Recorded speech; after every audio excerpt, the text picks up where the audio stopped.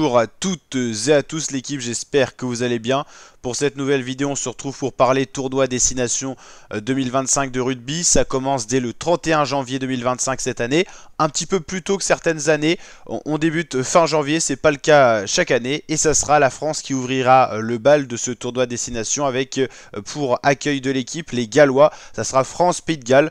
Donc pour ouvrir le bal, vendredi 31 janvier à 21h15 pour la première rencontre de la semaine 1 sur 5.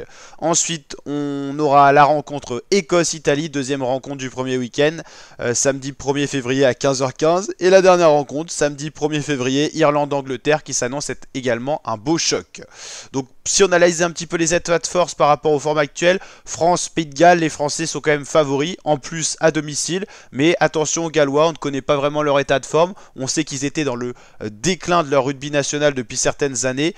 Pour preuve, leur dernier classement en 2024-2023 n'était pas terrible. Mais peut-être l'année du retour d'une belle équipe galloise. En tout cas, c'est ce qu'on va voir. On verra déjà le premier état de forme qu'ils donneront face aux Français. Les Gallois, dernière équipe du dernier tournoi destination. Je vous rappelle que le tournoi destination, c'est chaque année. On le suit en intégralité sur la chaîne. Ça fait déjà 2 ans que les Gallois sont en grande difficulté. À peu près au niveau de l'Italie. Ça montre un petit peu la difficulté que rencontre le rugby gallois depuis quasiment le tournoi destination 2022. Et en 2021, ils étaient au top niveau. Et depuis, ils sont jamais revenus. Donc là, ça fera 4 ans après qu'ils seront capables de refaire une belle performance. Donc voilà, Écosse-Italie, les Écossais sont quand même favoris, malgré que l'Italie arrive, on va dire, sans rien à perdre, avec peut-être un rugby restructuré, avec vraiment ces dernières années une équipe qui a été bien reprise en main, avec un bon staff et de bons joueurs qui sont en train d'éclore, mais qui restent quand même jeunes et qui manquent d'expérience. Irlande-Angleterre, 2 grosses équipes du rugby mondial. L'Irlande peut-être l'équipe européenne la plus forte et l'Angleterre qui peut surprendre positivement comme négativement, mais ça reste une grosse écurie du rugby moderne. Semaine 2 sur 5, ça sera juste la semaine d'après, il y aura Italie-Pays de Galles.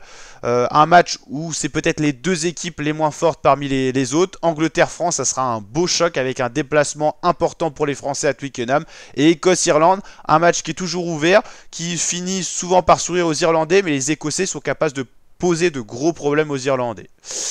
Pays de Galles, Irlande, Angleterre-Écosse et Italie-France pour la semaine 3 sur 5. Irlande-France, semaine 4 sur 5, ça sera forcément un choc. C'est les 2 plus grosses équipes, les 2 favoris du tournoi destination, c'est l'Irlande, c'est la France. Donc semaine 4 sur 5, ça sera forcément un choc. Écosse-Pays de Galles, match qui peut être très ouvert, et Angleterre-Italie. On n'est pas à l'abri de certaines surprises.